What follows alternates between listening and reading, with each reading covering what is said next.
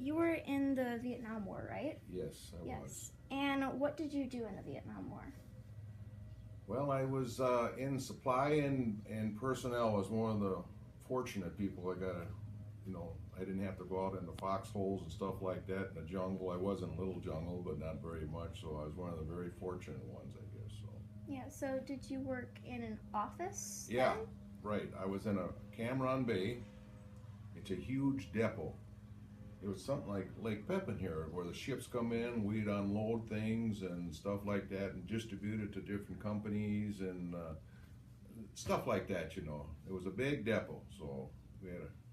Okay. And so, did you volunteer or were you drafted? I got drafted. Okay. Um, and tell me about your draft experience that you had. Like, what time were you drafted about? How did you get drafted? Well, it was 1965. I went into service, and they just, I believe, the government just drafted you, and it's your turn to come. Jack. And that's just the way it worked. They had the draft law. Now you don't have it. Now you can go in, volunteer to go in. But otherwise, the government picked you out by lotteries, and your name come up, and pretty close to everybody came up, And the only way you could get out of it, you knee replacement or hips or something like that. Otherwise, you were going into the service. Okay. So there was no choice. Yeah. So did you have any basic training or Oh yes, something of the like? I went down to Fort Hood, Missouri, and it was in the early spring, February or March or something, I believe, and it was pretty cold down there. I know that, and I was pretty basic training. I don't know what it is now, but it was pretty tough. You go out at night and you worked, and boy, you were in shape when you got a basic training. So. Okay, and after you got out of basic training, where did you go? I went to Fort Sill, Oklahoma, and that was firing missiles, and I went there for about 9 months, and we were out in Utah firing missiles from Utah to the desert in Nevada, and we had a company of Germany came over, and they worked together and everything, and that's where I got my orders when I was out in the field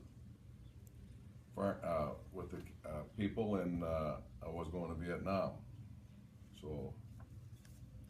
Okay, is there any one you met there that you had a connection to, or any person you got to know really well? Well, I was in Vietnam. I always wanted to meet some of the guys. I had a couple friends from Minnesota I went to basic training with, and he was in Vietnam too. And we trying to go on R&R, what they call that when you take a leave, over there. We went to Bangkok.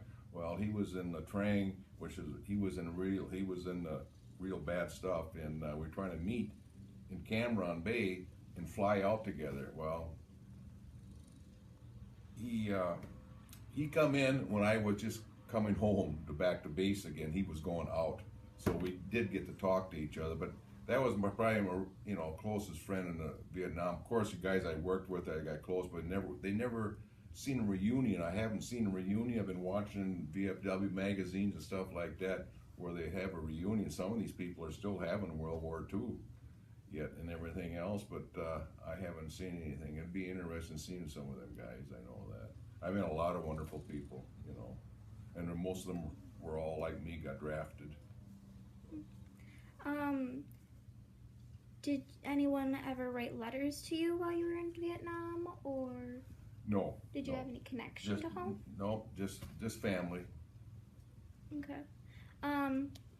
What was your view on the war? Like, did you support it? Were you against it?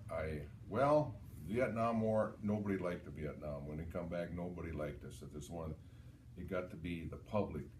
Congress called all the shots, and that's kind of what's going on now. When the Congress gets involved, and the president, if you don't want to go win something, then public's, it's just terrible.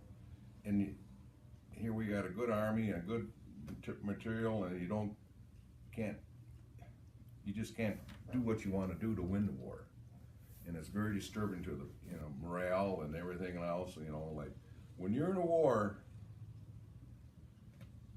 killing people, that's get it over with and get it done. Now, we got to call over here to someplace else. Can I shoot this person or can I bomb this place? That's what it's getting to. You don't win wars that way, and that's why wars drag out so long now. I know a lot of innocent people get hurt, but that's the way it is now. And Vietnam got to be real bad, and we lost, I imagine, roughly 50,000 soldiers over there. So, and it's a real small country, and all we went in there for was communists is coming down, and we're just going to try to stop the communists taking over.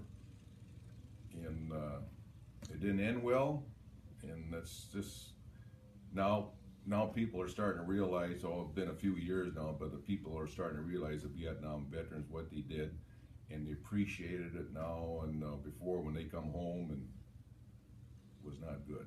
So no ticker parades or anything like that, or so. What was your experience when you came back home?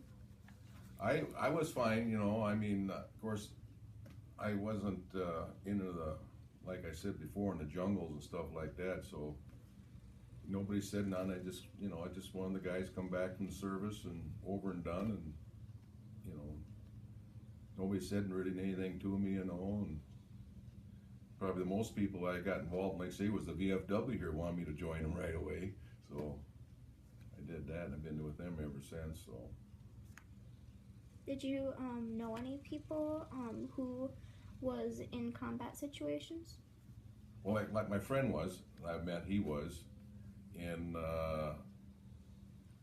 I was just stationed there. You work 12 hours a day, every day of the week. You go to work and you do this and do that, whatever, and so really I never left that place, Cam Ranh Bay, till I went in R&R. I went to Bangkok, but then I was on my own. I never seen anybody, we never talk about it, or nothing like that, or, so it's just left alone, kind of. So, where did you stay exactly in Vietnam? Like, did you stay in a house? Did you stay? We built barracks, and some of them were, I wasn't too bad. They were made out of wood, that's it, and tin roof, and cots going down, and poles, like a pole shed, and we got our beds, and we got an aisle maybe 5 feet wide, and then beds and cots on both sides, and that's where we stayed. So when you got up in the mornings, you'd go out to where to work? Yep, we get up in the morning, and about 5 o'clock, go eat breakfast, and then we go to our work site. And that every day. Same thing every day. And the work site was on ships? No, this is land. This is land. From my barracks to where I had to go was probably a mile. And that was like a Quonset, where I worked in a Quonset type, a metal Quonset, and they had desks and everything in there, and the paperwork, and I was in personnel, and then I was in supply, and I got shifted around a couple places, and I had. And maybe another thing, I'm very fortunate for me to get where I was going. They gave me a top secret clearance. So when I got over there, I went into a place where I handled messages when I first started out. They would get met, we're going to bomb this, or I need food shipped over here, and then I would take these messages and deliver them to the colonel or somebody in another supply who would do this kind of work to get the job done or whatever, And that. I didn't really like that because my work environment, it was in a bigger Quonset. It was the area I worked in was about this size, this room right here, 20 by 20. Then the other end was personnel down there, on the other side, and it was all like a jailhouse. He had bars in there, and it was just terrible. It was really boring. Oh my goodness, it was just boring, waiting for a message, run here and do that, but you had to be there all the time in case something would come in, So I was there doing that for maybe 3 months, and then I went on the other side of the wall, was in personnel department, and I enjoyed that a lot more, Why did you enjoy it? Well, I I was kind of typing up orders for people going their R&R, or they're going out of country or someplace for the whole area. And I was meeting people and hearing their stories, how they were going, oh, I'm going to go to Hawaii and see my wife, or I'm going to go here, and their family's going to go there, and the stories they were telling me, and they all wanted them orders in their hand, you know. Oh, that was like gold, you know. Here I am, I'm going to go, I'm going to leave this country, you know. They couldn't wait to get that, and I enjoy doing that and talking to people and joking with them and wishing them luck and having fun and everything, so.